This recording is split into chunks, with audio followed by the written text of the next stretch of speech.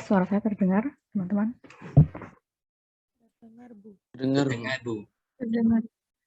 Oke, selamat pagi. Assalamualaikum warahmatullahi wabarakatuh. Waalaikumsalam warahmatullahi wabarakatuh. Baik, sebelum kita mulai perkuliahan pada pagi hari ini, mari kita bersama-sama berdoa menurut agama dan keyakinan masing-masing. Silakan.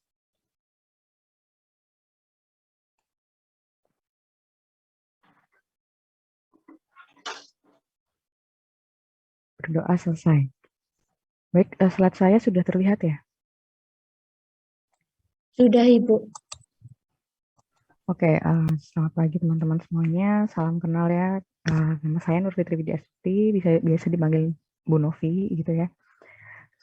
Ini topik pertemuan terakhir ya untuk mata kuliah DIKM, yaitu terkait gizi masyarakat. Jadi gizi masyarakat itu adalah salah satu bukan cabang ilmu ya, salah satu part ilmu yang kita akan pelajari di public health gitu. Public health itu kan ilmunya banyak. Salah satunya adalah gizi masyarakat ini gitu.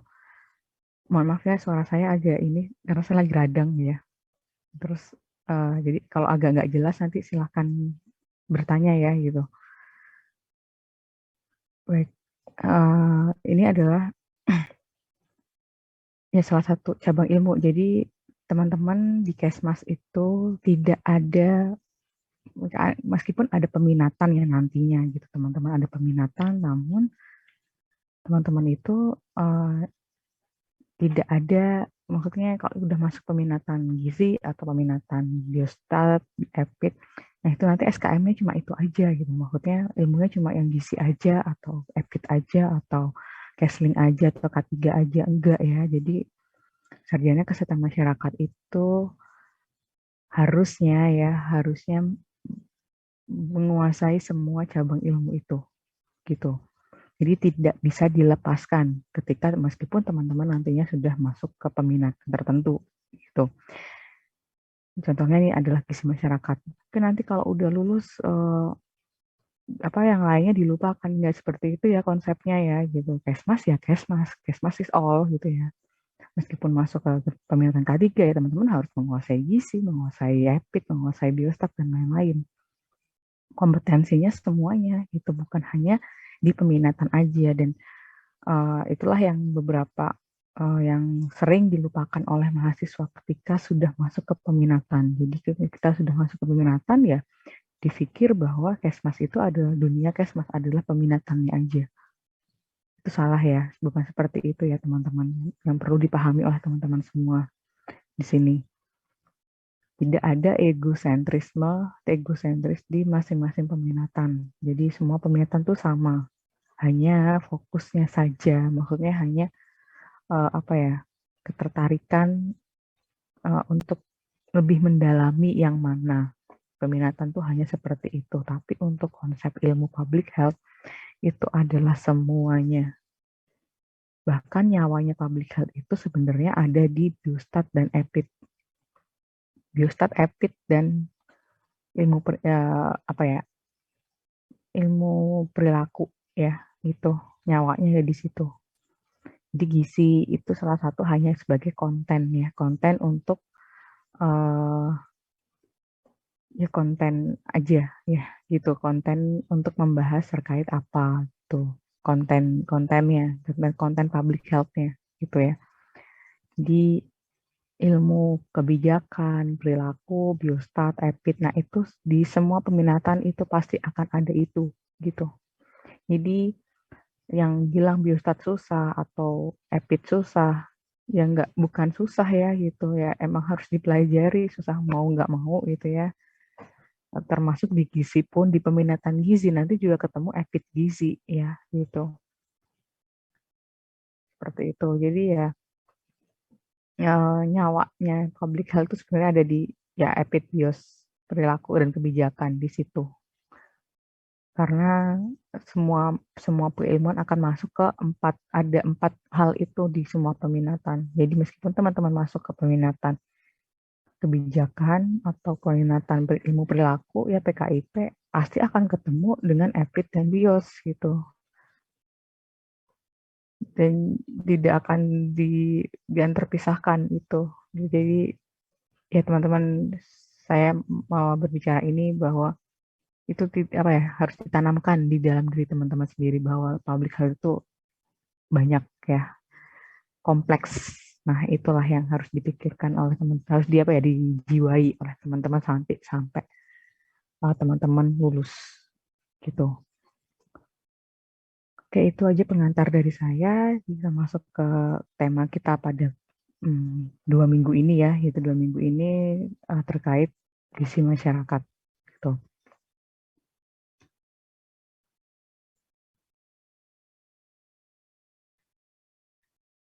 Nah, ini yang akan kita bahas ya, gizi masyarakat terkait gizi dan fungsinya apa, ruang lingkup ilmu gizi itu apa, masalah gizi di Indonesia, masalah gizi masyarakat ya di Indonesia, kemudian kelompok rentan gizi, pengukuran dan penilaian status gizi, ketahanan pangan, kemudian gizi dalam IKM. Gitu.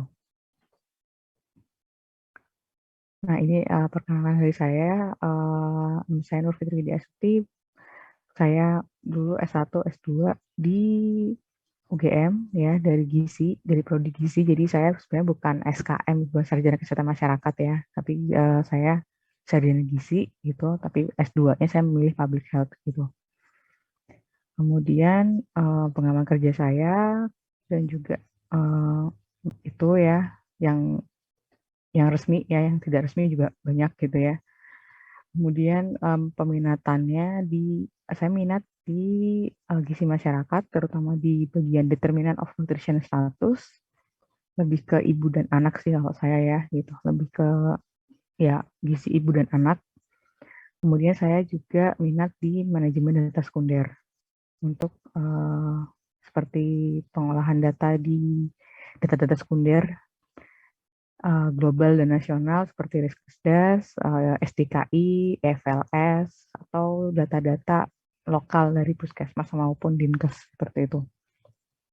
Saya lebih suka penelitian dengan menggunakan data sekunder, ya seperti itu ya. Kemudian hobi saya bermain musik, menggambar, dan melakukan voice over. Itu sebagai selingan ya di sela-sela kesibukan saya gitu. Saya tetap melakukan hobi saya karena ya hidup itu harus balance ya. Jadi ada seriusnya, ada enggaknya, ada kadang sibuk, kadang ya harus menyenangkan diri sendiri juga gitu. Oke, sekian perkenalan singkat ya dari saya. Salam kenal untuk semuanya. Nanti bisa ketemu saya sampai lulus ya teman-teman. Jangan bosan dengan saya. Kayaknya saya nggak ngajar semester 2 kayaknya nanti gitu. Jadi kita akan ketemu di semester 3 ya gitu. Uh, sampai nanti teman-teman masuk ke peminatan gizi, nanti kalau saya masuk ke peminatan gizi ya ketemu saya lagi gitu sampai lulus ya. Gitu, seperti itu. Jangan bosan-bosan ya. Baik, masuk ke materi yang pertama yaitu gizi dan fungsinya. Jadi gizi itu apa? Jadi gizi itu berasal dari bahasa Arab ya, nama giza, yang berarti makanan. Gitu. Jadi gizi itu apa ya? Makanan. Gitu. Nah, dari KBBI, gizi itu adalah zat makanan pokok yang diperlukan bagi pertumbuhan dan kesehatan badan. Nah, di sini ada biasanya apa ya? Ada persepsi terminologi ya. Jadi teman-teman di kesehatan itu memang memiliki terminologi khusus gitu ya. Pada textbooknya atau di jurnal atau yang lain, teman-teman tuh harus paham juga. Jadi kadang-kadang konteksnya misalnya nutrition gitu ya. Ini saya contohkan untuk yang bahasan yang kedua yaitu nutrition. Nutrition itu bahasa Indonesianya nutrisi gitu ya. Tapi nutrisi itu tapi kata-kata nutrisi itu bukan untuk makanan manusia gitu ya. Pembahasannya dipakainya gitu ya di Indonesia. Jadi nutrisi itu dipakainya di kalangan ilmu peternakan dan kedokteran hewan. Jadi pakan ternak ya. Nutrisi itu pakan ternak. Bahasa Indonesia nutrisi pakan ternak. Tapi di sini kalau di bahasa Inggris kan nutrition itu tetap nutrition, tetap nutrition, human nutrition, itu berarti bahasa Indonesianya adalah gizi manusia. Jadi nutrition itu bahasa Indonesianya untuk konteks makanan, pada zat makanan ya, itu artinya adalah gizi, zat gizi ya gitu, bukan nutrisi. Jadi kalau misalnya kita membahas terkait gizi makanan ya, makanan gizi pada manusia, itu kita ngomongnya gizi ya, bukan nutrisi. Kalau itu kita mentranslate dari bahasa Inggris. Nah, terminologi seperti inilah yang teman-teman wajib tahu ya, maksudnya bukan hanya di gizi aja, tapi di cabang ilmu yang lain itu juga pastinya ada terminologi yang harus disesuaikan dengan konteks public health gitu, konteks human ya, human public health seperti itu. Tidak tidak asal Google Translate lah, intinya seperti itu ya kasarannya, tidak asal translate saja gitu.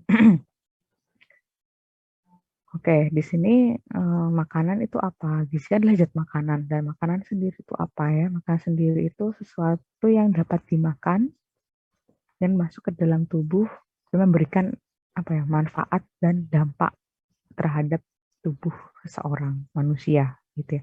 Nggak hanya manusia sih ya, makhluk hidup ya gitu.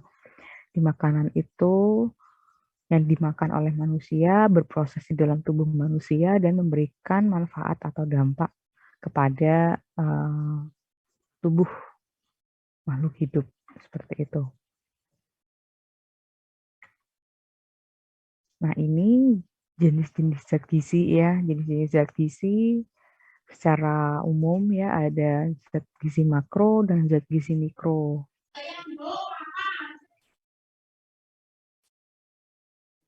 Ya, zat gizi makro itu ada karbohidrat, protein, dan lemak, dan zat gizi mikro ada vitamin, mineral, air, dan elektrolit. Nah, tentunya tidak hanya ini aja ya, maksudnya peritilan-peritilan molekul yang terkecilnya itu pasti ada, nanti kita akan bahas itu. Jadi kita nggak akan membahas karbohidrat aja ya, pasti turunan karbohidrat kan banyak ya, ada glukosa, ada fruktosa, dan lain-lain gitu ya. Protein itu juga banyak. Asam amino itu ada apa aja, fungsinya apa, manfaatnya apa, dan lain-lain gitu. Termasuk vitamin larut lemak dan tidak larut lemak, mineral, air, elektrolit. Nah, itu fungsinya apa, nanti kita akan membahas terkait itu di mata kuliah terkait gizi ya. Nah, ini beberapa fungsi zat gizi, yaitu sebagai sumber energi, memperbaiki sel rusak, yaitu fungsi protein, sumber pertumbuhan dan perkembangan, peran fungsi pada organ tubuh, keseimbangan metabolisme, pengatur dan pendukung dari proses metabolisme pembentuk sel pada jaringan tubuh. Nah, kalau kita lihat dari fungsi zat gizi ini, kita bisa menyimpulkan ya bahwa apapun aktivitas yang ada di dalam tubuh kita ya, bergeraklah, itu yang terlihat ya, bergerak, berbicara, berpikir ya, semua proses yang dilakukan oleh tubuh kita sehari-hari itu disupport oleh zat gizi gitu. Ya, kenapa? Ya pastinya kita tahu bahwa makanan itu adalah basic needs, kebutuhan dasar dari setiap makhluk hidup, salah satunya manusia ya. Bahkan penyusun makhluk hidup kita ya, manusia kita, salah satunya kita ya manusia, penyusunnya kulit kita, sel-sel kita, dan lain-lain ya, berbentuk seperti kita saat ini itu disusun oleh protein ya, pembentuk penyusun sel protein, DNA ya. DNA adalah bagian dari protein gitu. Nah, jadi zat gizi makanan itu akan terbawa, akan bersinggungan dengan makhluk hidup dari kita masih di dalam kandungan sampai kita meninggal gitu ya. Jadi mempelajari gizi itu seperti mempelajari hidup kita sendiri gitu. Itu adalah apa ya? Ya itu kesimpulan yang saya dapatkan selama saya belajar terkait gizi selama berpuluhan tahun ini ya gitu. Dari saya kuliah dulu, saya kuliah nggak ngerti, maksudnya kayak ngapain sih belajar gizi gitu. Banyak kuliahnya susah gitu ya dulu tuh. Karena saya di bawah kedokteran dulu ya, jadi lebih ke sangat klinis dan menurut saya itu susah dulu waktu saya kuliah ini. Apa sih fungsinya kita belajar ini? Setelah saya mendalami ilmu gizi, ya itulah yang bisa saya simpulkan bahwa mempelajari gizi ini bukan hanya kita mempelajari ilmu pengetahuan ya, tapi juga kita mempelajari kehidupan diri sendiri gitu. Karena ya yang seperti yang saya bilang tadi bahwa penyusun tubuh kita sendiri itu adalah zat gizi gitu. Pastinya kita harus menjaga itu dan memberikan zat gizi terbaik untuk kehidupan kita sendiri gitu. Itulah yang kita butuhkan, yang apa yang tubuh butuhkan, yang tubuh untuk apa ya, untuk hidup sehat, untuk tubuh ini ya tetap apa ya, tetap kokoh, intinya seperti itu ya, tetap kokoh, tidak rapuh lah intinya gitu ya. Yang apa ya, sebisa mungkin untuk kita menjaga sel-sel, setiap sel di dalam tubuh kita itu sehat gitu, dalam kondisi baik. Nah, itu yang di support apa, zat gizinya ya, dari makanan kita, dari pola hidup kita. Itulah yang sebagai support sistem ya untuk membuat tubuh kita diri sendiri itu sehat gitu, sel-sel. Jadi bayangkan ada setiap sel berapa juta miliar sel ya, di berapa miliar sel tubuh kita itu disusun. Nah, itu adalah juga salah satu bentuk apa ya, bentuk terima kasih kita ya terhadap tubuh kita gitu, yang sudah sangat kuat ya, mulai dari kita lah masih di dalam kandungan sampai sekarang bisa melakukan aktivitas, bahkan sampai bisa duduk di bangku kuliah, itu kan sangat luar biasa ya gitu. Kalau nggak disupport oleh sel-sel tubuh kita yang sangat luar biasa dan sangat secerdas itu, kita nggak akan bisa di titik saat ini gitu. Nah, itulah apa ya, hikmah yang mungkin saya bisa share untuk teman-teman, gimana bukan hanya soal terkait ilmu pengetahuan ya, terkait belajar kesehatan dan juga gizi ini gitu, tapi juga bisa memaknai bahwa kita bersyukur atas diri kita selama hidup ini gitu, masih diberi kesehatan dan apa ya, diberi kesehatan dan ya bisa melakukan aktivitas sehari-hari sampai saat ini menggapai cita-cita kita. Nah, itu. Jadi teman-teman ya apa namanya, bisa merefleksikan itu ke kehidupan sehari-hari gitu ya. Baik, selanjutnya saya lanjutkan ya. Jadi public health tadi saya sudah jelaskan bahwa public health itu banyak ilmunya ya, banyak cabang ilmunya. Ditinjau dari segi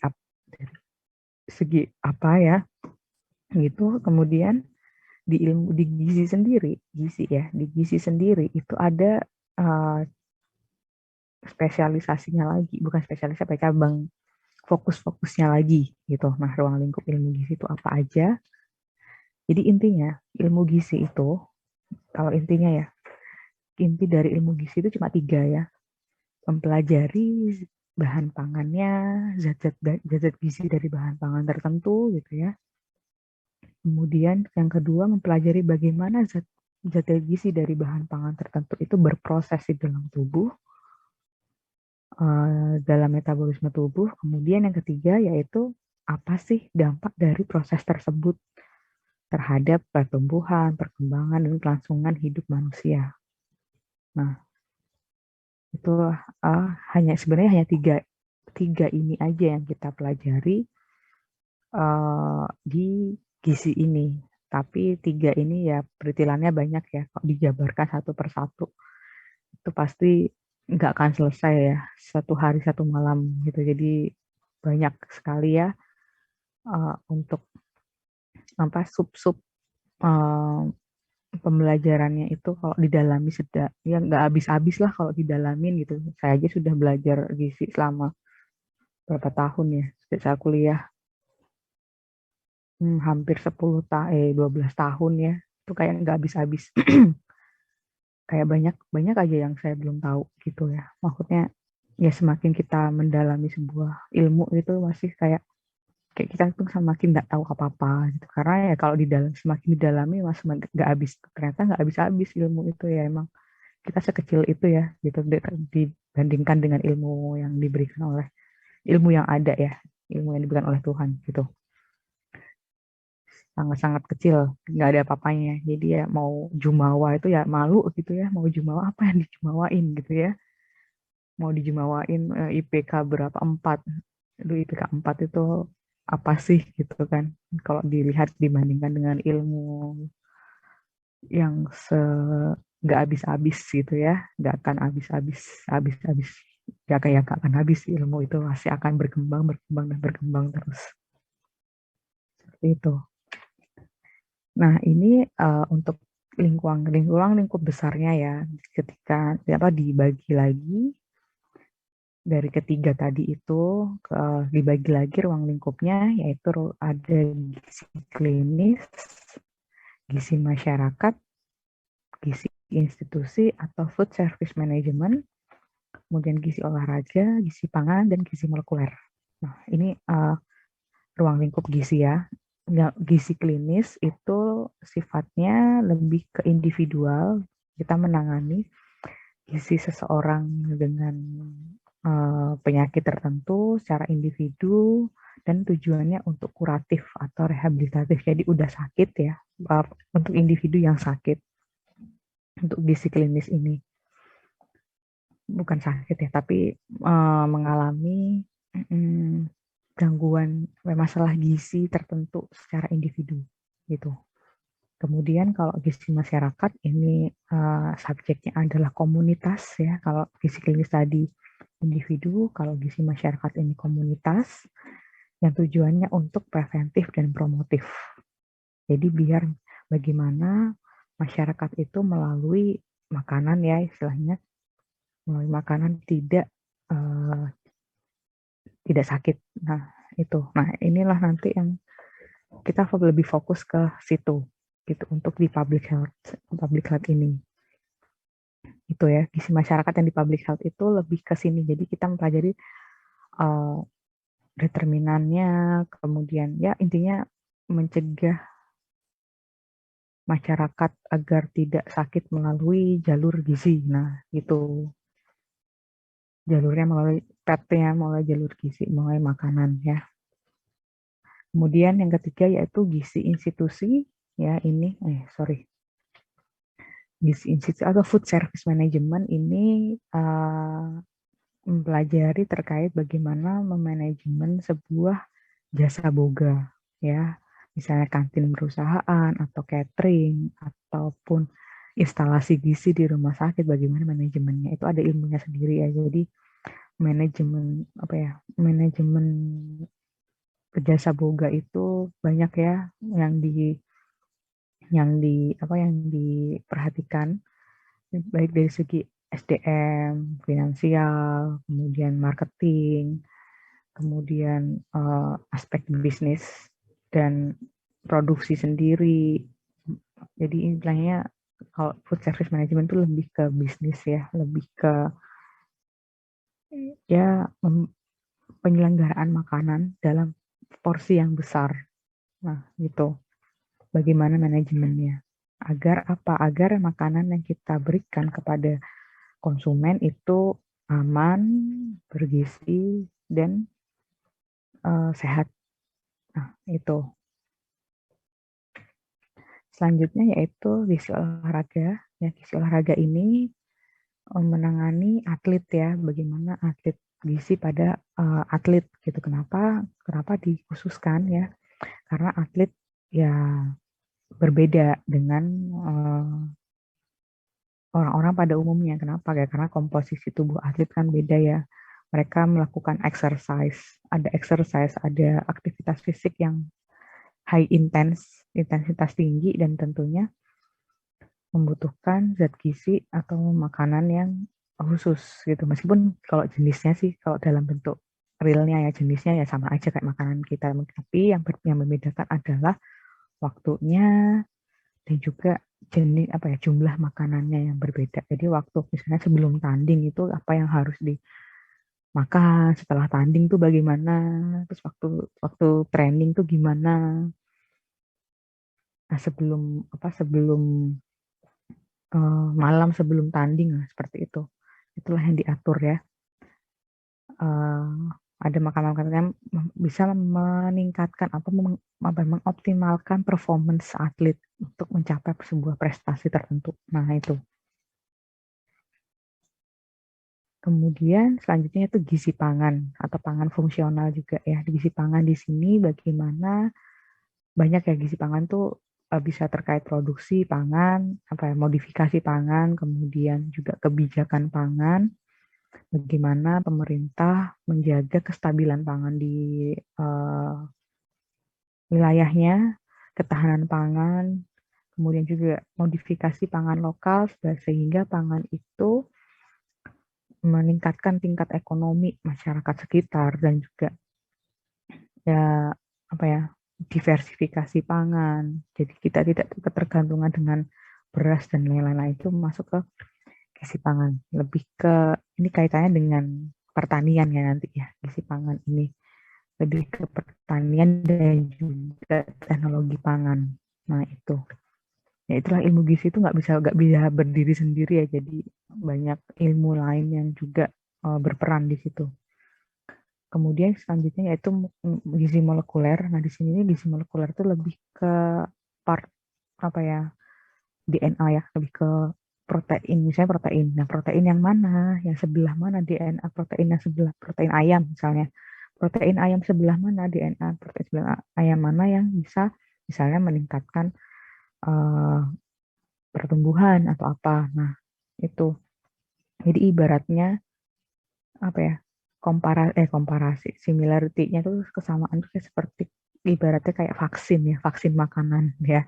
Kalau kalau COVID kan kita lihat DNA virus yang mana nih, saya gitu kan ya, yang bisa kita suntikkan ke dalam tubuh kita biar kita bisa kebal. Nah, sama seperti molekuler ini. Jadi DNA mana dari makanan itu yang bisa meningkatkan status gizi atau kesehatan tubuh kita gitu, mengoptimalkan tubuh kita gitu. Jadi lebih ke molekul ya, lebih ke langsung ke ekstraknya, ekstrak khusus, protein khusus. Jadi kan apapun ya, makhluk hidup itu kan penyusunnya protein ya. Jadi protein mana yang bisa mengoptimalkan status gizi seseorang gitu. Atau di bagian protein, bagian makanan bagian mana sih yang dia itu yang sebenarnya dia yang bermanfaat gitu. Nah, seperti itu. Baik, sampai di sini ada yang ingin ditanyakan, silakan bisa raise hand.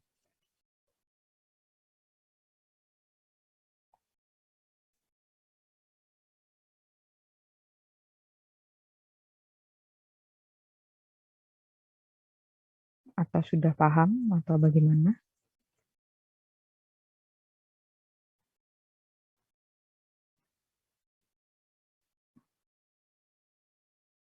Halo, ada orang kah di sini? Sejauh ini masih paham Ibu apa yang dijelaskan. Oke, yang lain gimana? Ini ada 48 orang ya. Apakah sudah paham semua? Sudah, Bro. Paham, Sudah, Ibu. Bu. Alhamdulillah sudah Paham, paham. Bu. Oke, saya mohon untuk direspon ya ketika saya bertanya ya gitu. Saya tidak ngoceh sendiri gitu ya, berasa rekaman podcast saya gitu kan.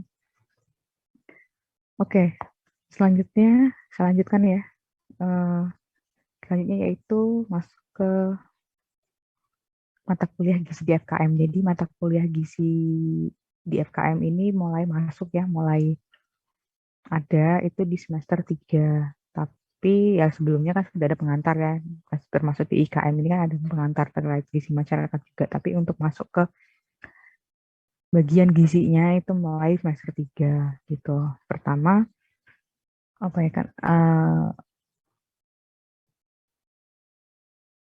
apa ya, ada mata kuliah yang umum ya, yang semua mahasiswa akan dapat, dan juga ada beberapa mata kuliah yang itu hanya ada di peminatan gizi nantinya gitu. Yang mata kuliah umum yang semua akan dapat itu yang ini. Nah, ini ada 5 mata kuliah.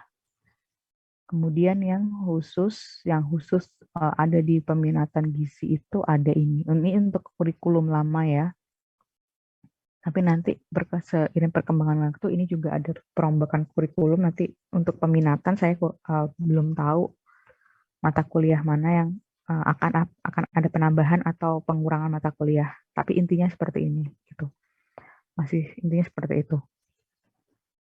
Di 50-50 ya. Ini ada 1, 2, 3, 4, 5, 6, 7, 8, 9, 10. Jadi 5 mata kuliah yang atas ini general ya. Yang ini akan di peminatan. Oke, mungkin saya akan jelaskan satu-satu ya. Mata kuliah gizi di FKM ini, dasar ilmu gizi kesehatan masyarakat, itu ada di semester 3. Tadi ketemu saya lagi, dan ada Bu Sulis, ada Bu Farida, ya, Bu Dekan, ada Bu Yusi, Bu WD2, kemudian ada Bu Nisa. Nanti dari peminatan gizi itu ada berlima ya. Ada saya, Bu Farida, Bu Yusi, Bu Sulis, dan Bu Nisa. Itu. Dan dasar ilmu gizi kesehatan masyarakat ini di semester 3 kita akan membahas apa gitu ya.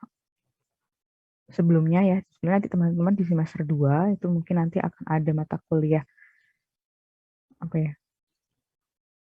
biomedik atau ya seperti biokimia gitu ya. Nah, itu juga nanti akan ada kaitannya dengan DIG ini, dengan dasar ilmu gizi. Jadi seperti yang sudah saya jelaskan tadi bahwa gizi itu kan mempelajari proses juga ya, bagaimana proses zat gizi di dalam tubuh. Nah, biokimia itu ya kita mempelajari proses itu gitu. Nah, itu ada di biomedik ya, biomedis atau biokimia ya, saya lupa nama mata kuliahnya. Soalnya saya nggak mampu itu.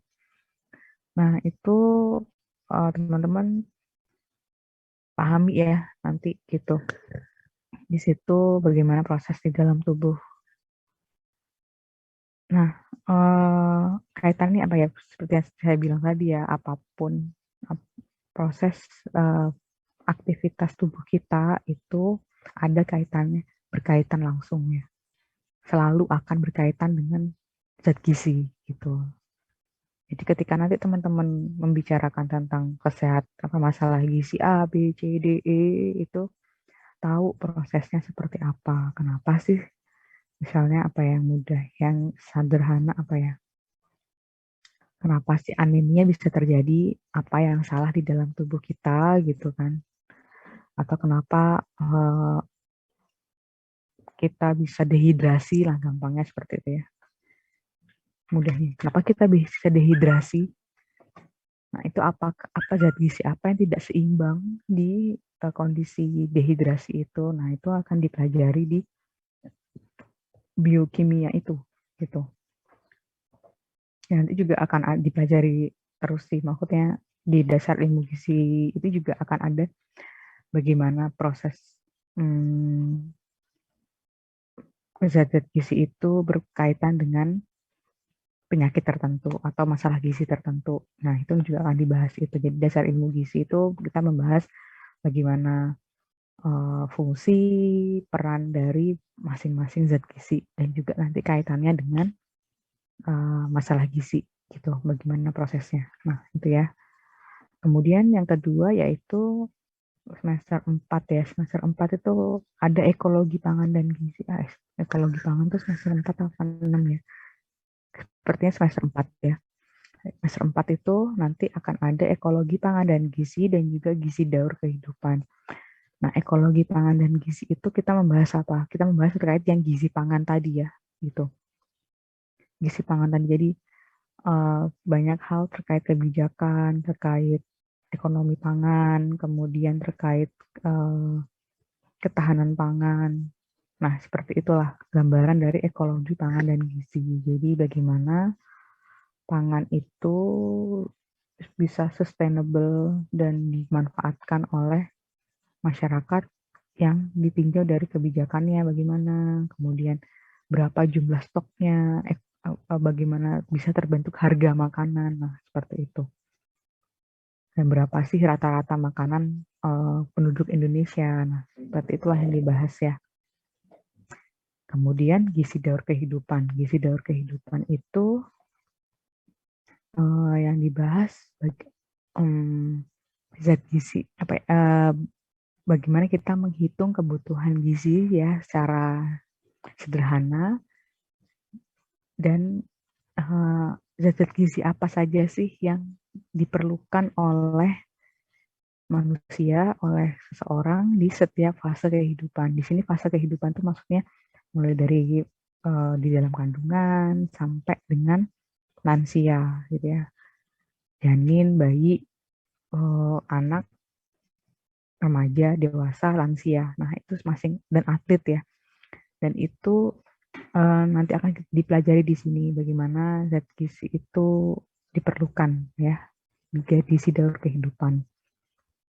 Dan masalah-masalah gizi apa aja sih yang terjadi pada saat anak-anak, kemudian remaja, kemudian dewasa, dan juga lansia. Nah, itu apa saja? Nah, itulah gizi daur kehidupan.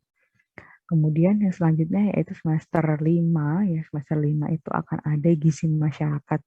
Di sini kita akan membahas terkait masalah gizi ya yang ada di masyarakat, baik tingkat global maupun tingkat nasional ataupun lokal yang nanti, dan determinannya dan faktor-faktor yang mempengaruhinya gitu. Di sini juga ada ilmu epidemiologi, ilmu biostatistik ya masuk ya di sini, dan program pemerintah kebijakan ini masuk ke edukasi juga ya, masuk ke gizi masyarakat ini. Ya, seperti yang sudah saya jelaskan ya tadi,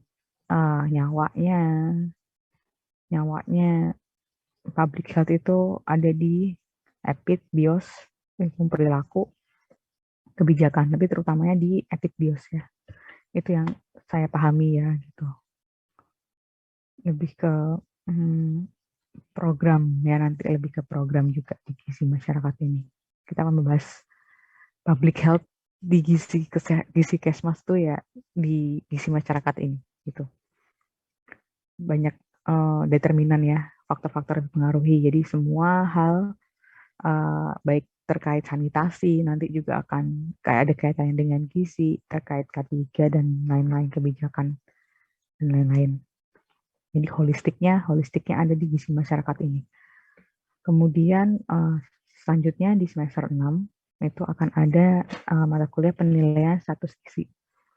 Jadi status gizi itu apa adalah dampak ya. Tadi kan saya juga menjelaskan kita akan membahas gizi itu salah satunya terkait dampak makanan ya. Dampak makanan itu sudah diproses itu dampaknya apa? Nah, itu adalah status gizi namanya ya. Status gizi itu kita mempelajari bagaimana kita mengukur ya, menilai status gizi seseorang melalui cara-cara tertentu.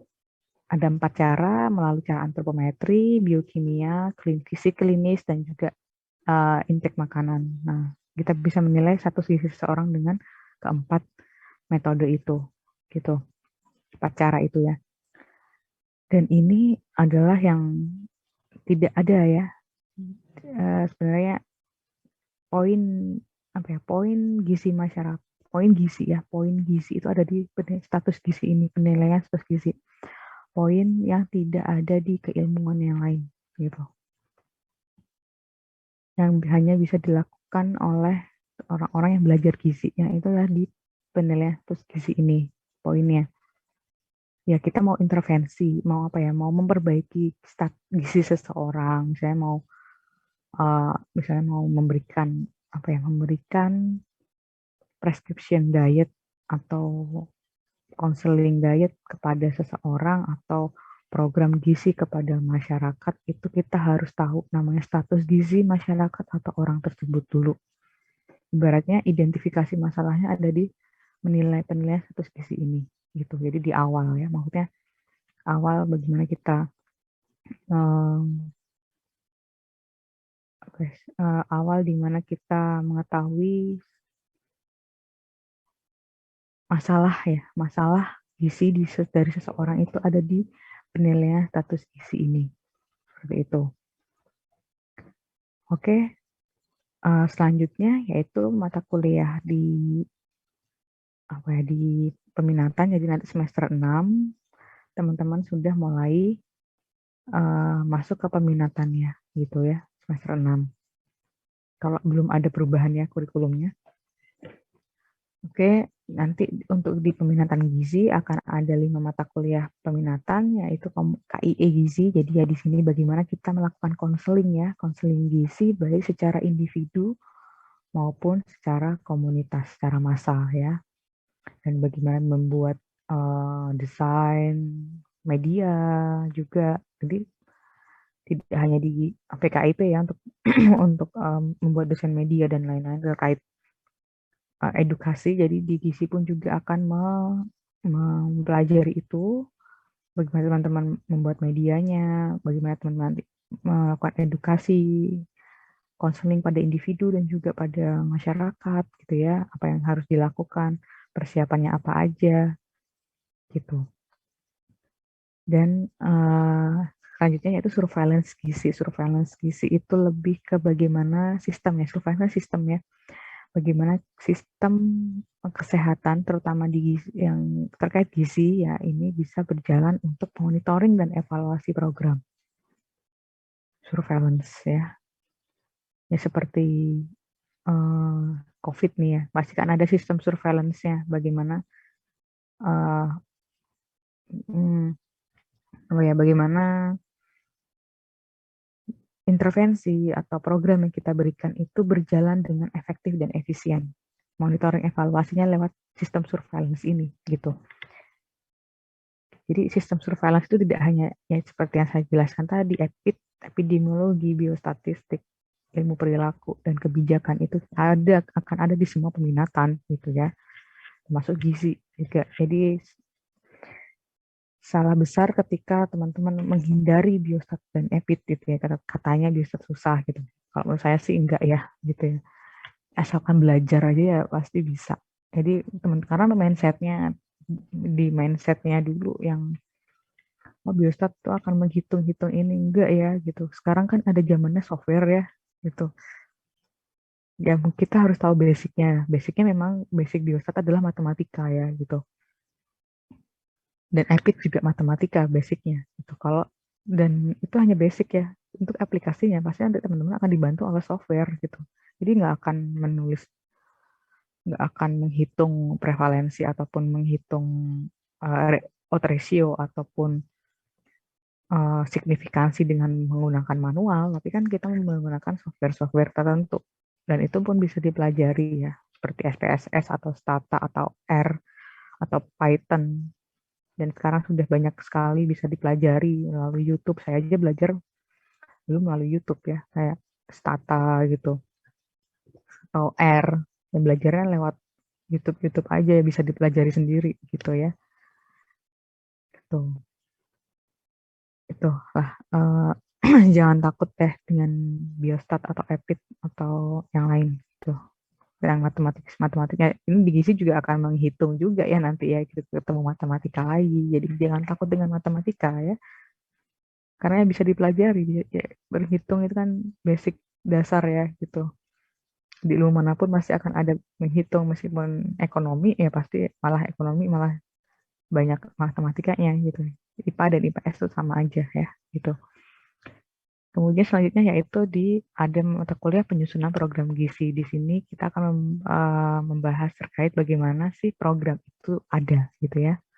Program itu disusun itu bagaimana sampai nantinya monitoring dan evaluasi. Bagaimana kita mulai dari analisis masalah, kemudian menentukan prioritas masalah, kemudian intervensi, kemudian stakeholdernya siapa aja, subjeknya siapa, dananya berapa, capaiannya apa, indikator program berhasil apa, monitoring evaluasinya bagaimana. Nah, itu akan kita pelajari di program gizi ini gitu. Seru program gizi itu seru ya, karena kalau di gizi Kesmas ya terutama intinya ada di program ya. Bagaimana teman-teman menghandle sebuah program intervensi di masyarakat gitu. Ya, ketika teman-teman memiliki skill di sini ya di program ya, it's so easy ya, pasti akan banyak dicari ya gitu. Karena ya public health itu ya intinya program ya, program kebijakan. Nah itulah di sekitar situ saja gitu. Kemudian selanjutnya yaitu diet etik. Diet etik ini masuk ke gizi klinis tadi ya, yang terkait gizi klinis. Jadi diet etik ini mempelajari bagaimana kita melakukan asuhan gizi ya secara general terhadap seorang individu yang mengalami gangguan metabolisme tertentu. Misalnya DM atau asam urat atau hipertensi. Nah, yang sederhana, yang bukan penyakit kompleks tapi penyakit single disease ya. Di kompetensi Kesmas tidak untuk memberikan asuhan gizi yang kompleks tapi yang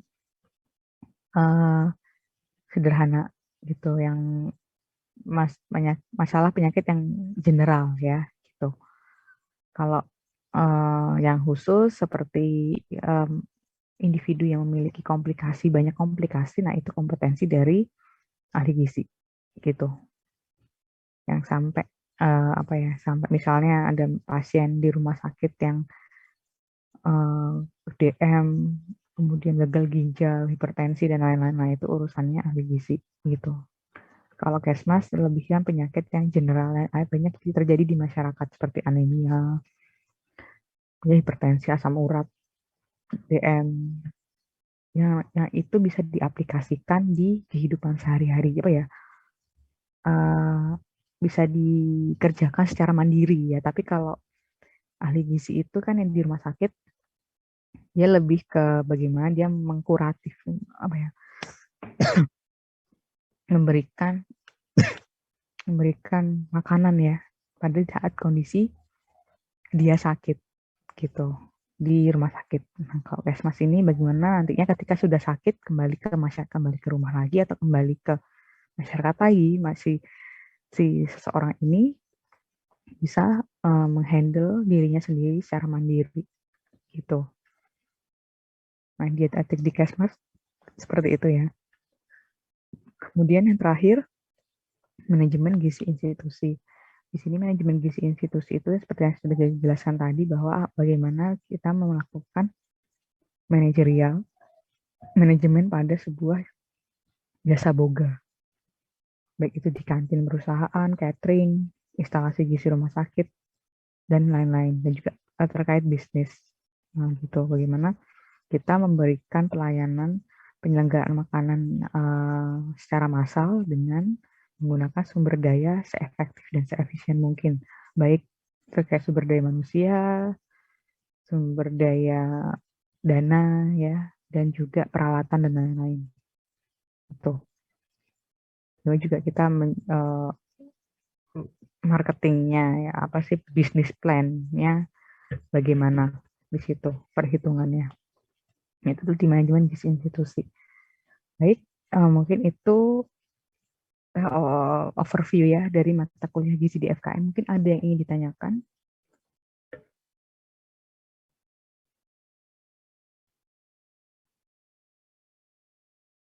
Atau sudah paham?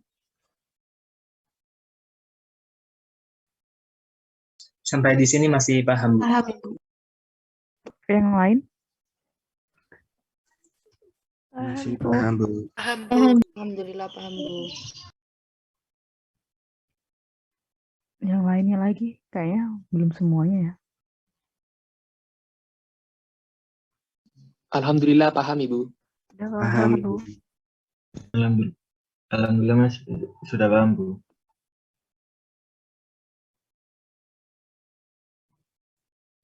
Oke. Saya lanjutkan kalau seperti itu. Kita masuk ke bahasan ketiga, yaitu masalah gizi di Indonesia. Jadi masalah gizi ya, ini bukan hanya di Indonesia tapi juga global ya sebenarnya. Di Indonesia ini masalah gizi itu banyak ya, tapi untuk di gizi masyarakat terkait di komunitas itu ada beberapa masalah gizi yang intinya hits ya, gitu, banyak terjadi. Nah, salah beberapa ini adalah stunting, anemia gizi besi, KVA, gizi buruk ya, marasmus kwashiorkor atau kurang energi protein, GAKI, dan juga obesitas. Nah, ini adalah beberapa masalah gizi yang banyak terjadi di masyarakat. Nah, ini nanti ini akan banyak dibahas lah di perjalanan perkuliahan kita sampai lulus gitu ya. Dan selanjutnya yaitu juga membahas tentang kelompok rentan gizi. Siapa sih kelompok rentan gizi itu? Jadi kelompok rentan gizi itu adalah bayi ya, balita, anak sekolah, remaja, ibu hamil, ibu menyusui, usia lanjut. Gitu. Nah, ini adalah beberapa subjek fokus yang nanti banyak dibahas dan banyak terjadi masalah gizi di subjek-subjek ini. Gitu. Nah, ini ya siklus hidup manusia ya. Jadi seperti yang saya jelaskan tadi, gizi daur kehidupan. Nah, gizi daur kehidupan itu lebih ke ini ya, melihat siklus hidup manusia, mulai dari ini ya, kita dalam kandungan ya, dan ibu hamil, kemudian lahir, bayi, ini masalahnya adalah BBLR, kemudian nanti ketika BBLR bisa juga balita mengalami KEP, kemudian mengalami gangguan pertumbuhan pada saat remaja usia sekolah, balik lagi ke wanita usia subur dan lain sampai lanjut usia. Nah, di setiap fase kehidupan ini, kita bisa lihat bahwa kita tidak mungkin terlepas dari masalah gizi. Kenapa? Ya seperti yang sudah saya jelaskan tadi, kehidupan kita itu nggak akan bisa terlepas dari gizi, zat gizi ya, karena penyusun tubuh kita sendiri, penyusun tubuh manusia itu adalah zat gizi gitu ya. Gitu, penyusun kuku kita, kulit kita, jantung kita, rambut kita, mata kita, hormon kita, dan lain-lain, otak kita, itu adalah zat gizi. Jadi ya pastinya akan ada masalah mulai dari kita dalam kandungan sampai kita meninggal gitu kan ya, masalah gizi nggak mungkin enggak, potensi ya, jadi bukan pasti akan terjadi masalah gizi pada kita, enggak, tapi akan beresiko ya, selalu akan beresiko mengalami masalah gizi. Meskipun saya sebagai ahli gizi misalnya, saya pun juga memiliki masalah gizi gitu. Dulu saya pernah mengalami obesitas ya, enggak obesitas sih, overweight yang udah hampir obesitas pernah ya. Ya namanya juga manusia ya gitu. Kita nggak bisa menghindari ini, meskipun kita mengetahui ilmunya gitu, tapi juga apa ya, kita bisa konsisten untuk menjaga tubuh kita sendiri aja itu susah ya. Tapi bagaimana kita bisa, kalau misalnya kita tidak mengaplikasikan hidup sehat pada diri kita sendiri, bagaimana kita bisa mengedukasi nantinya. Apalagi di public health ini kan poinnya yaitu edukasi juga poin penting ya, gitu, ke masyarakat. Nah, seperti kalau misalnya kita aja nggak, kalau misalnya diri sendiri aja nggak melakukan hidup sehat, gitu ya, kayak cuma omong doang gitu ketika kita mengedukasi orang lain. Nah, saya harap teman-teman nggak jangan seperti itu ya, gitu. Ya, kita harus memperbaiki diri sendiri dulu, baru bisa berkomentar ataupun mengedukasi yang lain. Gitu. Jadi tidak memberikan omong kosong ya, gitu. Untuk apa? Jadi ketika kita mengaplikasikan kehidupan sehat pada diri kita sendiri gitu, pada saat kita mengedukasi itu enak gitu. Kenapa? Karena kita mengalami sendiri gitu. Karena kita mengalami apa yang susahnya. Kita tahu susahnya bagaimana menjaga kesehatan itu konsisten. Kita tahu konsisten apa ya? Bahwa menjaga kesehatan secara konsisten itu susah. Merubah perilaku itu sangat susah gitu. Kita tahu, kita bisa merasakan bahwa sekarang kita mengalami sendiri untuk merubah merubah perilaku. Ya saya sendiri sih, saya pun juga melakukan perubahan perilaku ya, kesehat untuk diri saya sendiri itu sangat susah dan butuh bertahun-tahun. Jadi karena saya mengalami susahnya gimana menjaga kesehatan saya sendiri secara konsisten. Jadi ketika saya mengedukasi orang lain, saya tidak memaksa gitu ya. Maksudnya memiliki empati gitu ya. Ketika kita mengedukasi, ya tidak memaksa masyarakat itu untuk mengubah secara instan gitu. Tidak gitu ya. Tapi kita sebagai mendampingi masyarakat untuk berproses itu gitu. Jadi public health itu nggak memaksa ya. Oke, harus turun. Misalnya edukasi, ibu nggak boleh makan ini, makan itu gitu. Tapi kita sendirinya melanggar misalnya gitu ya. Itulah memberikan sebuah omong kosong gitu ya. Ya intinya tidak hanya sekedar bicara terkait edukasi, pastinya harus ada itulah trik konseling ya, itu trik konseling dan juga trik trik edukasi pada masyarakat itu harus ada namanya empati. Itu harus ada. Kalau enggak ya kita nggak pernah tahu. Misalnya kita mengedukasi ibu menyusui, ibu hamil dan lain-lain ya gitu. Harus ibu hamil harus begini, ibu menyusui harus makan ini, makan itu, nggak boleh tarak, nggak boleh ini, nggak boleh itu. Kamu harus begini gitu kan. Nah, apa yang terjadi kita nggak tahu loh, apa yang terjadi masalah, apa yang terjadi di ibu itu gitu kan. Sebenarnya ibu itu tahu harus bagaimana, tapi ada keterbatasan tertentu yang menghambat ibu itu misalnya untuk berproses seperti itu. Kita nggak pernah tahu. Kalau kita memaksa gitu kan, apa yang terjadi mereka ya juga nggak akan dengerin kita. Kamu lu nggak ngerti apa ada di kita, nggak ibaratnya kayak kita nggak step on their shoes gitu. Kita nggak berada di posisinya si ibu itu bagaimana. Nah itulah pentingnya empati ya. Jadi konseling itu, misalnya konseling individu ya, kenapa saya bisa ngomong kayak gini ya, karena saya sudah banyak ada klien konseling ya. Jadi dulu pun saya waktu awal-awal masih mahasiswa, habis lulus ya masih idealis ya, maksudnya masih ibu harus begini, tapi saya nggak ngerti perasaannya si klien saya atau pasien saya. Misalnya di rumah sakit gitu. Ibu kok nggak makan? Ibu harus dimakan gini. Saya nggak ngerti perasaannya dia bahwa ibu itu memiliki mual atau nggak bisa, pengen makan tapi nggak bisa karena penyakitnya dia yang buat, atau obatnya yang membuat dia itu mual atau apa yang nggak bisa makan akhirnya gitu.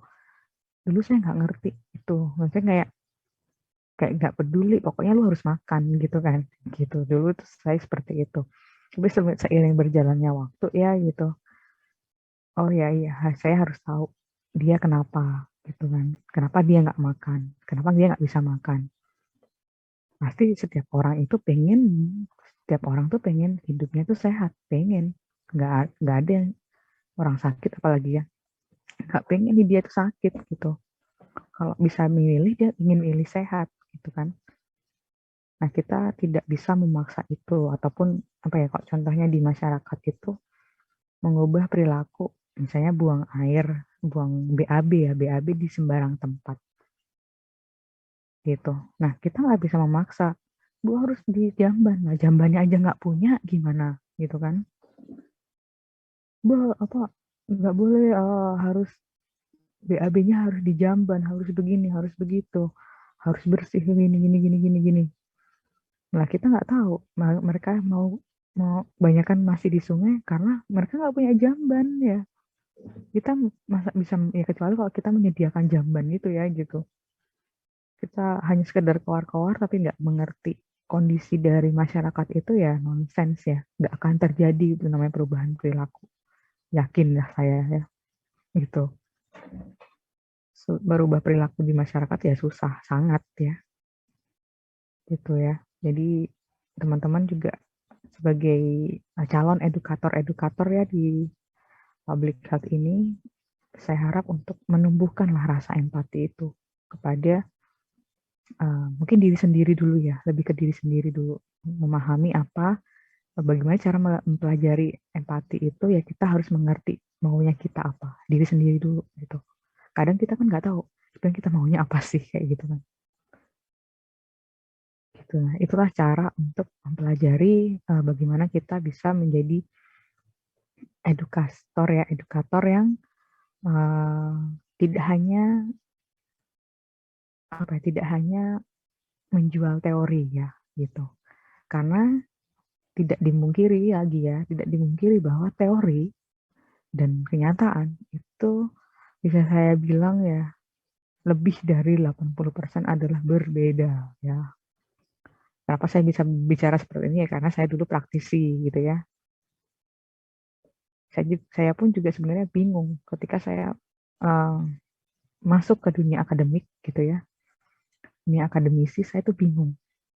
Saya gimana ya kayak ada pergolakan batin bahwa ini kalau di lapangan nggak seperti ini kayak gitu loh. Kalau di lapangan nggak seperti ini gimana ya mau mau apa ya gimana mau menjelaskannya itu kan kadang-kadang apa ya dilema sendiri sih. Dilema sendiri kenapa bahwa ya di lapangan tuh sangat-sangat jauh berbeda gitu ya. Planning, teori dan kenyataan itu ya saya bukan menakut-nakuti teman-teman ya bahwa ilmu yang dipelajari sia-sia enggak gitu ya. Tapi ya teori itu adalah basic. Teori itu adalah yes, enggaknya kita tahu kondisi idealnya tuh harusnya seperti apa. Kita harus tahu dulu kondisi idealnya seperti apa. Nah, nanti apa misalnya di lapangan berbeda, nah itu kan kita punya pakemnya, misalnya punya SOP-nya ya, punya SOP-nya bahwa bagaimana kita bisa memodifikasi keadaan kondisi lingkungan di lapangan itu mendekati SOP gitu, mendekati teori yang ideal. Karena apa? Karena sesuatu yang ideal itu kan nggak ada ya gitu. Sesuatu yang mutlak ideal itu nggak akan ada gitu. Sesuatu yang nggak akan ada adalah kesempurnaan gitu kan. Itu tidak akan ada. Jadi memang di kondisi lapangan itu akan sangat berbeda gitu teman-teman. Jadi ini saya berbicara ini karena apa? Karena saya tidak ingin teman-teman nanti kaget ya di lapangan seperti apa. Nah, sama seperti apa yang saya alami dulu ketika habis lulus jedar masuk ke dunia kenyataan ya gitu. Oh beda ya sama teori, itu kaget gitu dan bingung mau ngapain gitu ya. Tapi seiringnya memang seperti itu gitu. Mahasiswa harus tahu juga bahwa teori itu adalah pakemnya. Kita harus mempelajari teori supaya apa? Supaya kita tidak terlena, tidak terjerumus pada kondisi yang tidak ideal, atau tidak meratapi ya, tidak meratapi bahwa kok begini ya, kok begitu ya, gitu. Kok di lapangan susah ya ternyata edukasi itu ya emang susah gitu ya, beda, akan jauh berbeda.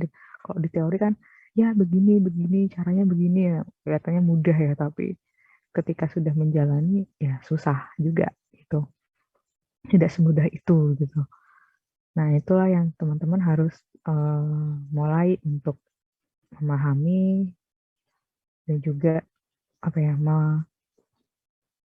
intinya teman-teman percayalah pada proses aja gitu ya, percaya pada proses teman-teman belajar di perkuliahan gitu ya, yang nantinya ketika itu akan menumbuhkan prinsip-prinsip kepada teman-teman. Teman-teman pasti kan akan berproses ya, bertumbuh secara jiwa dan raga ya gitu ya, untuk nantinya ketika teman-teman sudah masuk ke dunia kerja itu akan lebih matang gitu, tidak Bahkan saya pun sekarang masih kadang dibilang idealis atau apapun ya karena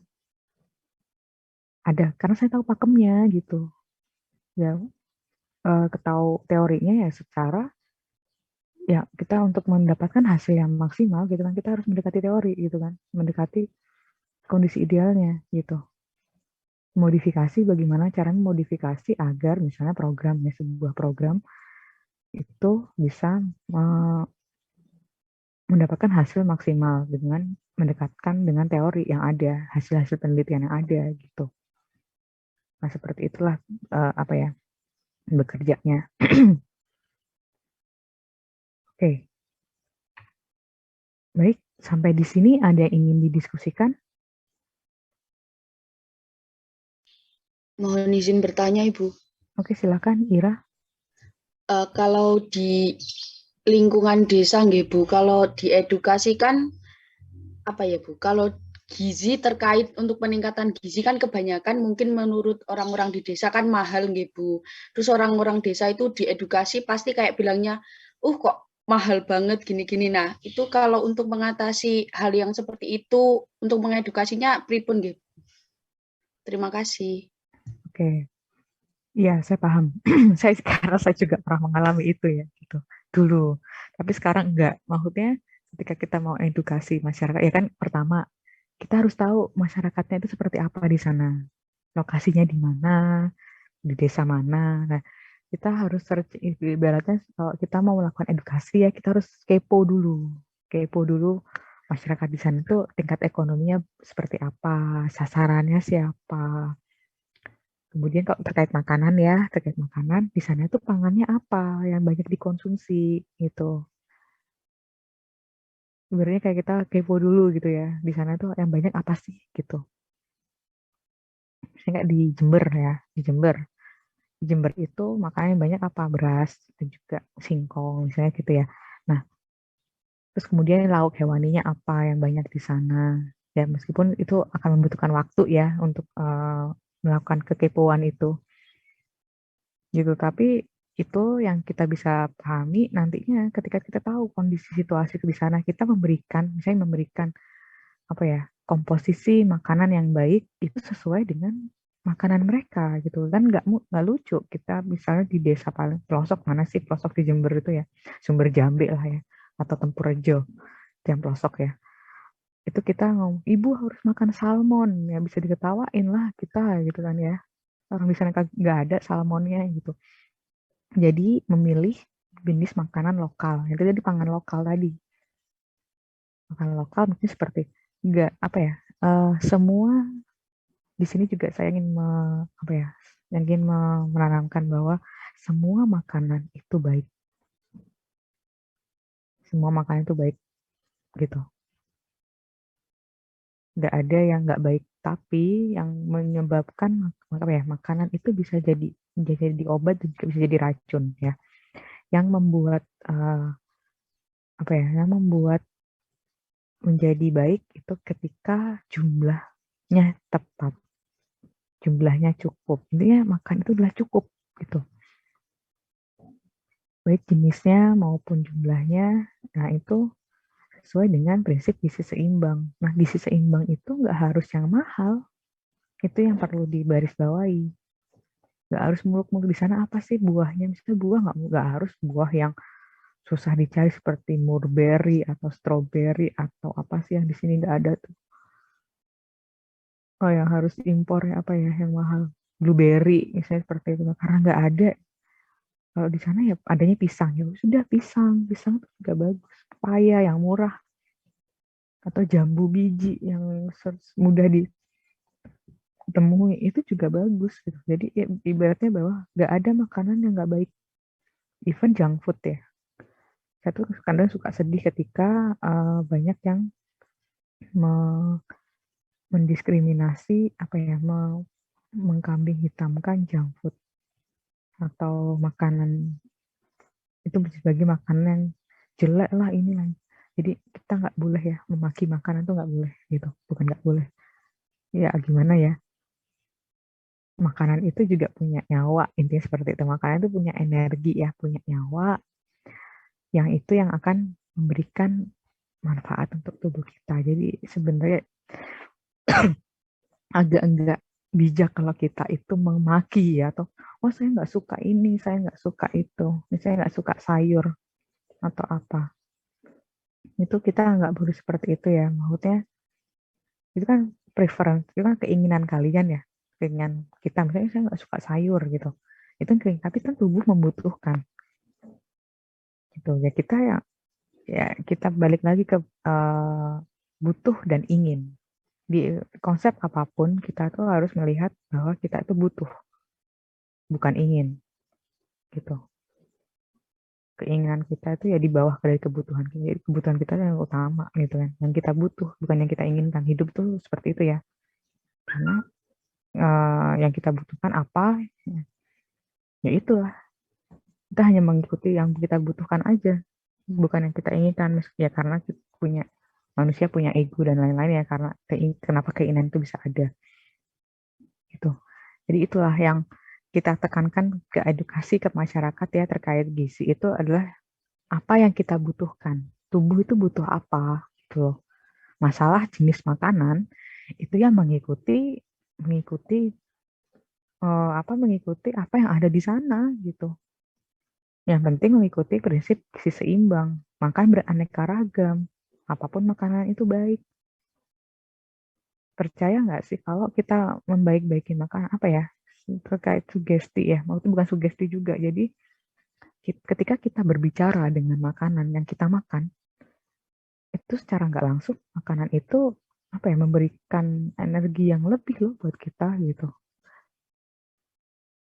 Itulah apa ya, the magic ya, kadang-kadang magic juga gitu. Kita misalnya apa ya, rasa syukur itulah yang apa ya, sekarang kan pesan 10 pesan umum gizi seimbang ya, itu yang kita pakai di gizi ya, bukan 4 sehat 5 sempurna lagi.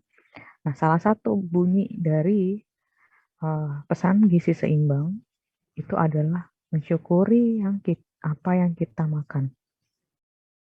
Nah, itu mungkin terlihat abstrak ya, terlihat tidak bisa dilihat, tidak bisa diukur dan lain-lain, tapi rasa syukur itu terhadap makanan, cara kita berterima kasih, oh terima kasih ya, kita bersyukur terhadap ya, kita kan misalnya muslim ya, kalau muslim berdoa sebelum makan.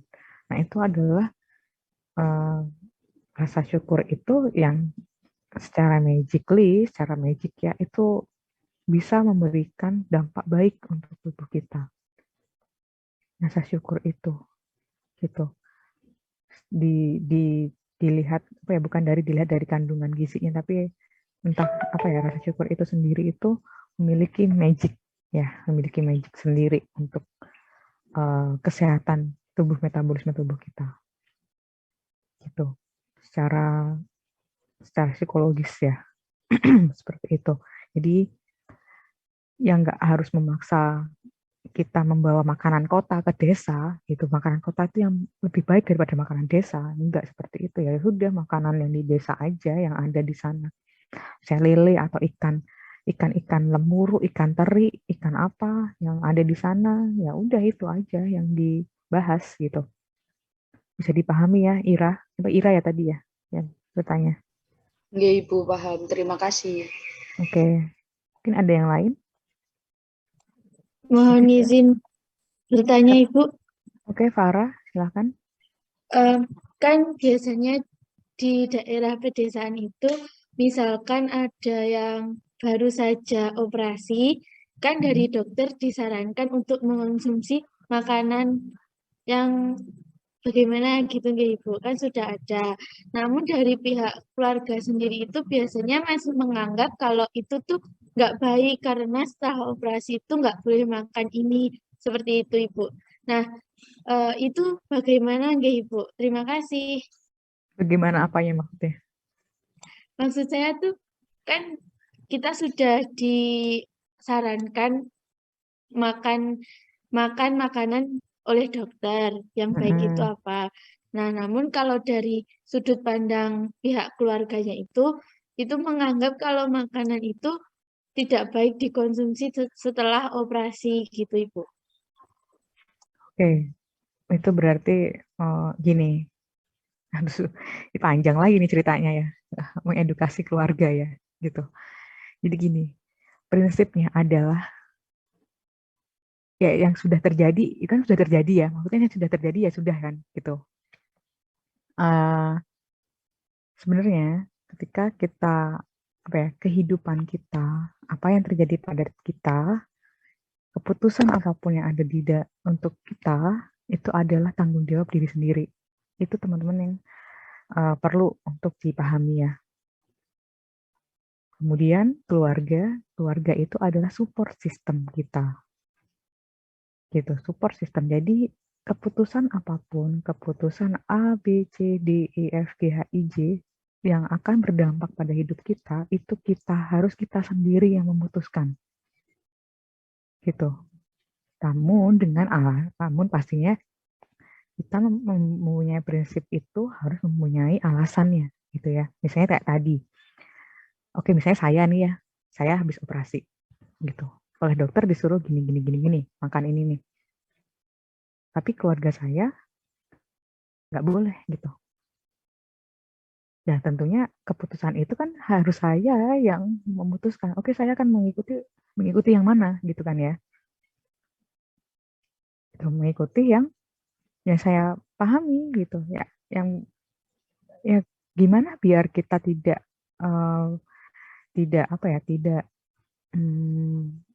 linglung, tidak bingung ya untuk memilih keputusan yang mana, gitu.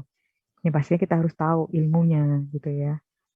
Meskipun kita nggak tahu terkait, kita nggak belajar soal gizi, paling masyarakat kan banyak kan yang nggak belajar soal gizi atau apapun, ya sudah percaya aja sama yang berkompeten. Itu dokternya bilang apa ya udah diturutin dulu. Nah sebagai pasien ini yang sering miss ya, sebagai pasien kita tuh jangan, dan juga ya dokter kan expert ya gitu. Kita harus percaya dengan expertnya dulu lah. Karena apa? Karena beliau yang tahu ilmunya gitu. Tapi sebagai pasien kita juga istilahnya jangan iya-iya aja gitu. Sebagai pasien kita juga harus cerdas ya. Kita tanya dong, kenapa dok saya harus makan ini? Kenapa saya harus makan ini? Gitu. Jadi itu juga yang diedukasi ya ke masyarakat yang belum tahu. Jadi kita tuh jangan iya-iya aja gitu sebagai pasien, sebagai apa gitu. Jadi harus ditanyakan ke dokternya secara jelas. Nah, dokternya pun harusnya ya menjelaskan ya dengan baik kepada keluarganya agar agar nggak ada hal-hal seperti itu. Jadi sebagai kita mengedukasi masyarakatnya gini, maksudnya ya intinya kita harus tahu dengan baik kenapa, alasan apa dokter itu menyuruh kita memakan ini gitu. Nah, itu tidak hanya harusnya dokternya yang expert tadi. Atau mungkin nanti kalian ya ketika kalian dikonsulin atau apa, itu memberikan itu ya teman-teman tuh harus menjelaskan dengan baik gitu. Jadi komunikasi antara pasien dan tenaga kesehatannya itu harus jelas. Pasiennya pun harus cerdas, tenaga kesehatannya harus menjelaskan dengan baik.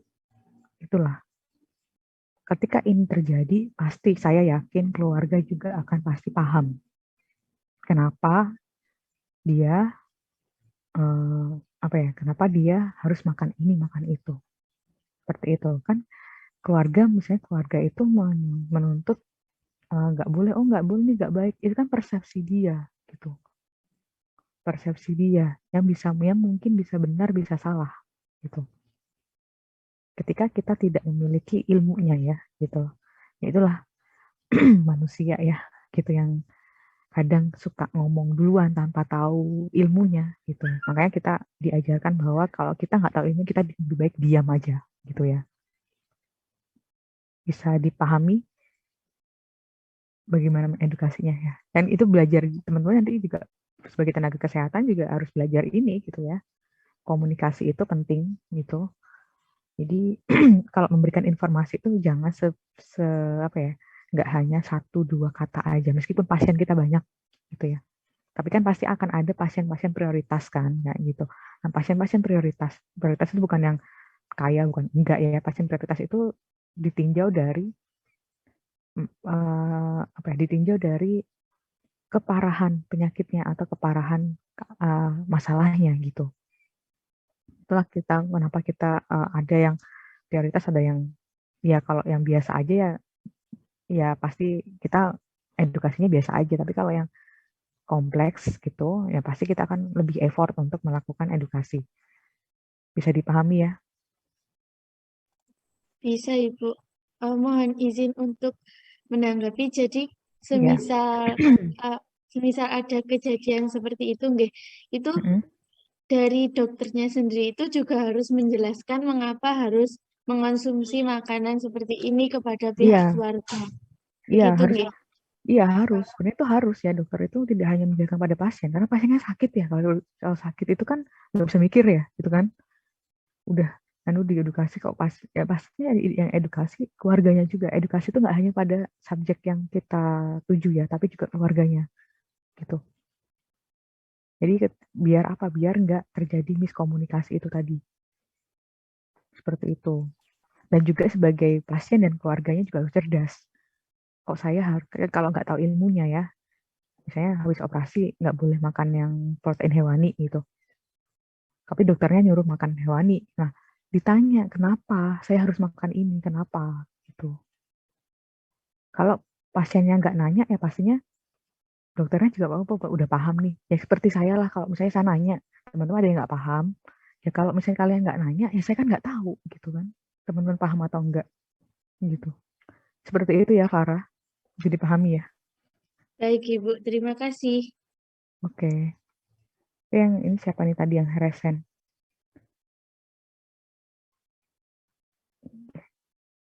Oke, silakan siapa ini? Wahyu Dia Pratiwi, silakan. Izin bertanya, Bu. Iya. Misalkan kayak remaja itu kan diberikan obat tambah darah itu, Bu. Tapi mereka itu kebanyakan itu nggak mau minum itu karena nganggapnya itu mereka nggak mungkin terkena anemia. Tapi setelah dicek itu kebanyakan HB-nya itu kurang. Itu bagaimana ya, Bu? Bagaimana? Maksudnya bagaimana? Cara kayak menyikapi seperti itu gimana? Oke. Ya nggak gimana-gimana ya. Ya nggak gimana-gimana ya. Ya itu yang terjadi ya gitu. Jadi memang kita itu kalau nggak itu kembali ke diri masing-masingnya. Itu tadilah ketika ya ada masalah kayak gitu ya kita sebagai orang ketiga, pihak ketiga ya gitu kan yang terkena anemia kan bukan kita ya gitu. Kita sebagai public health ya ya ya wajar, ya biasa aja gitu kan, ya pasti akan ada seperti itu, kasus seperti itu gitu kan. Nggak perlu gimana-gimana, ya kita hanya yang kita bisa lakukan apa yang gitu sebenarnya ya edukasi gitu. Kita nggak perlu yang gimana-gimana, ya biasa aja, pasti akan ada gitu. Kasus yang besar ataupun yang ini ya anggapinnya ya biasa aja, ya udah kita edukasi dan ya kita beri pengertian bahwa kalau anemia itu efeknya ini loh gitu. Ya ibaratnya kayak itu tadi ya kita harus paham diri kita gitu. Itulah yang banyak remaja yang tidak paham bahwa kita itu harus paham diri kita itu sehat nggak sih? Ada something wrong nggak sih pada diri kita? Ada masalah nggak sih pada diri kita? Nah itulah yang tidak tidak ada pelajaran soal itu gitu. Tidak ada pelajaran bahwa kita harus kalau misalnya kita ada masalah kesehatan pada diri kita harus mencari solusi. Nah itulah yang tidak disadari oleh masyarakat ya. Saya pun dulu juga begitu. Jadi ya menganggap bahwa diri saya itu sehat-sehat saja, padahal enggak. Tiba-tiba dulu, ini terjadi pada diri saya sendiri ya. Tiba-tiba kolesterol saya naik. Saya nganggapnya biasa aja, tapi ternyata ketika dicek, ya ternyata kolesterol saya naik tinggi gitu. Padahal saya masih muda. Apa yang saya lakukan? Ya saya sadar diri lah kalau saya itu lagi gak baik-baik saja gitu. Apa yang saya lakukan ya saya mencari pengobatan ke dokter. Nah, kembali lagi, hidup kita, ya kesehatan kita, hidup kita, itu adalah tanggung jawab sendiri-sendiri. Itulah teman-teman. Ketika mungkin teman-teman nanti ya, teman-teman memiliki perasaan badan nggak enak nih, kayak gini.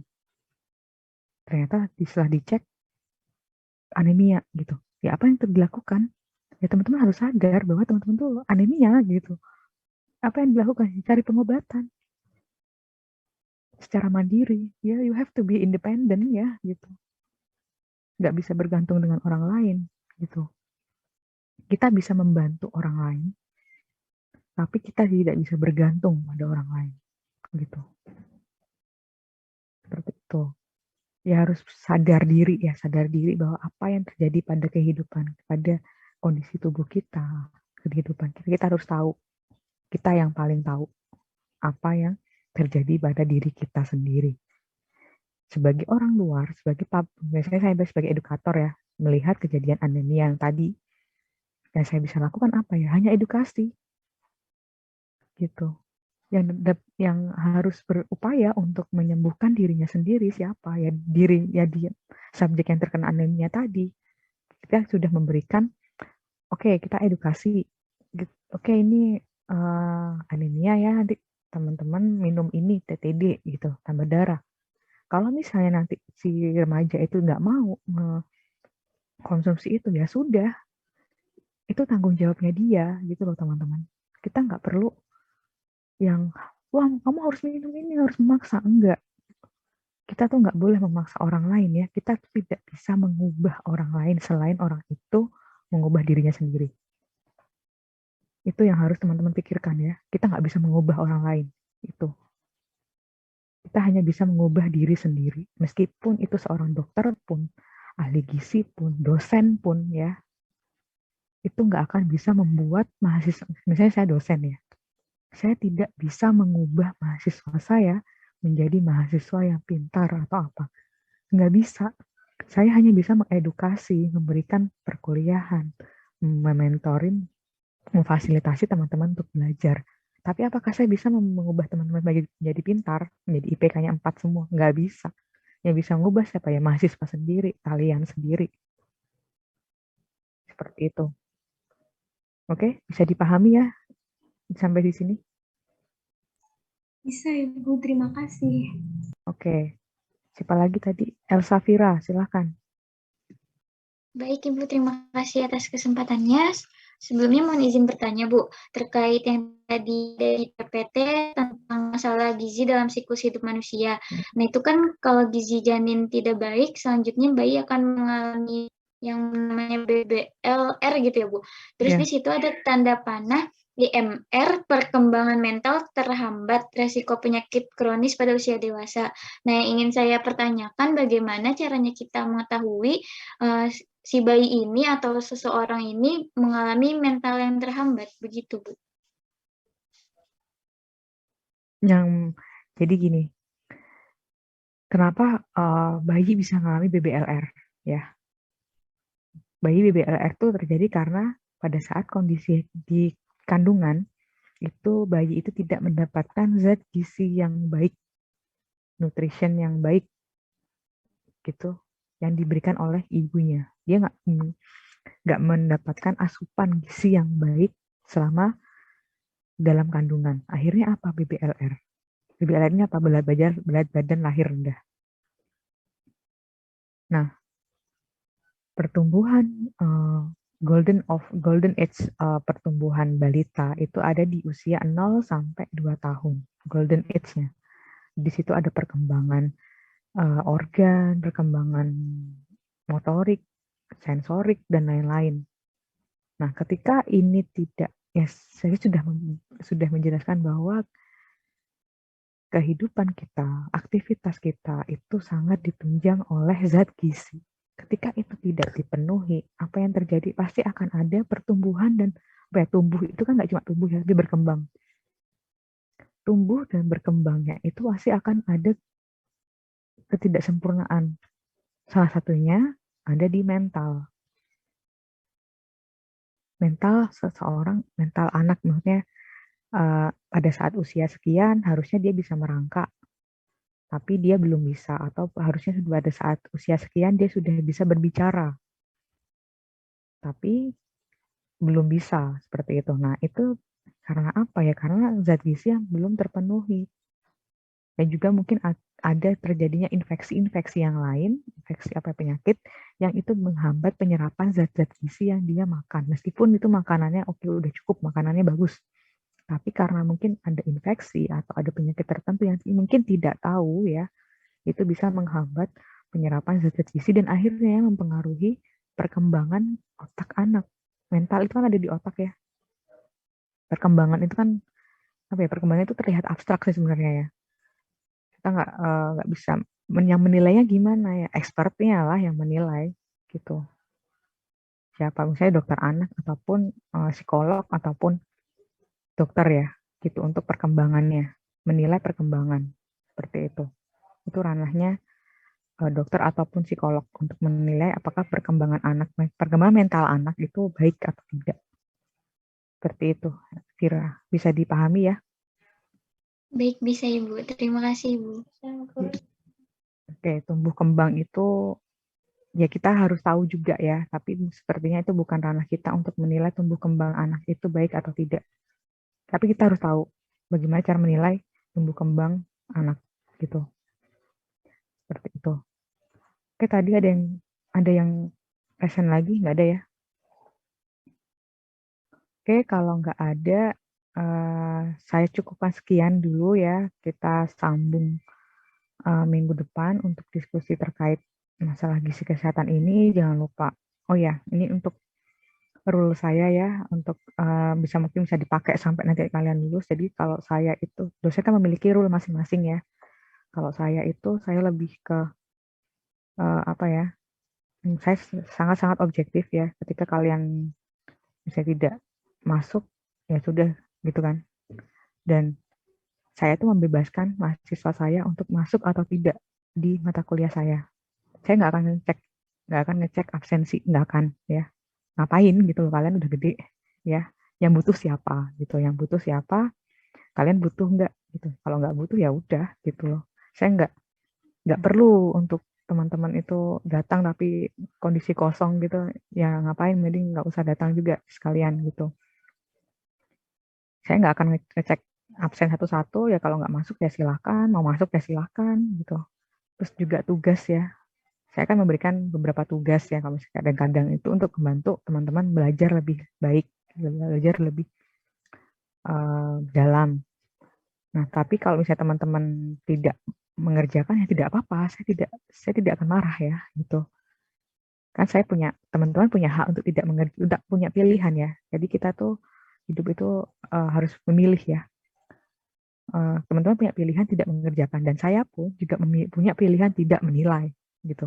Jadi tidak akan ada paksaan, tidak akan ada saya membebani teman-teman untuk mengerjakan tugas gitu. Enggak gitu. Saya nggak ingin membebani teman-teman dengan tugas-tugas yang saya berikan. Jadi tugas-tugas yang saya berikan itu ya teman-teman ya, kalau misalnya mau ngerjakan secara ikhlas ya kerjakan untuk kebaikan teman-teman. Kalau enggak ya saya nggak akan memaksa gitu. Nah, itu mungkin role dari saya. Mungkin terlihat seperti bebas ya gitu, tapi ya menurut saya itu adalah nantinya teman-teman memiliki prinsip yang kuat ya di diri teman-teman sendiri, bagaimana teman-teman bersikap gitu.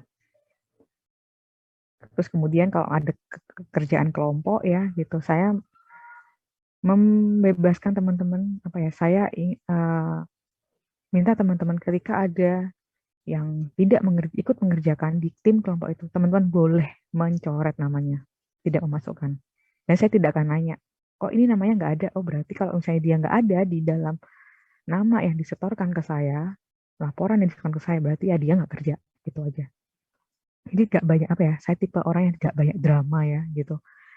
Jadi ya udah, kalau teman-teman tidak berkenan ya silahkan, berkenan ya silahkan, mau ngerjakan tugas saya silahkan, enggak silahkan. Gitu. Kalau misalnya teman-teman mau diskusi, saya di sini hanya fasilitator, memberikan pelayanan terbaik untuk teman-teman untuk bisa belajar di perkuliahan di tingkat perkuliahan ini gitu. Teman-teman boleh diskusi dengan saya bebas ya, baik di dalam kelas maupun di luar kelas boleh, asalkan saya janjian dulu gitu.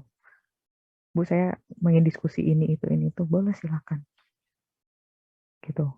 Kecuali mungkin oh ya saya sedang sibuk ya sekarang, kalau besok gimana, atau nanti saya akan mengosongkan jadwal saya gitu. Biasanya sih seperti itu. Oke, mungkin seperti itu ya teman-teman. Jadi saya nggak harus marah-marah atau apa ya untuk teman-teman berproses di selama perkuliahan ini. Jadi biar nggak ada saling sakit hati atau terbebani dengan perkuliahan. Jadi saya pun juga orangnya seperti itu ya. Jadi saya nggak suka ditekan juga, maksudnya nggak suka diatur-atur juga gitu. Jadi ya saya membolehkan teman-teman yang ya udah bebas aja, sesuai dengan tanggung jawab. Yang penting tahu tanggung jawab masing-masing. Itu. Oke, bisa dipahami ya teman-teman. Saya tutup untuk perkuliahan pada pagi hari ini. Terima kasih. Wassalamualaikum warahmatullahi wabarakatuh. Waalaikumsalam warahmatullahi wabarakatuh. Assalamualaikum warahmatullahi wabarakatuh. Terima kasih Bu. ya Ibu. Oke.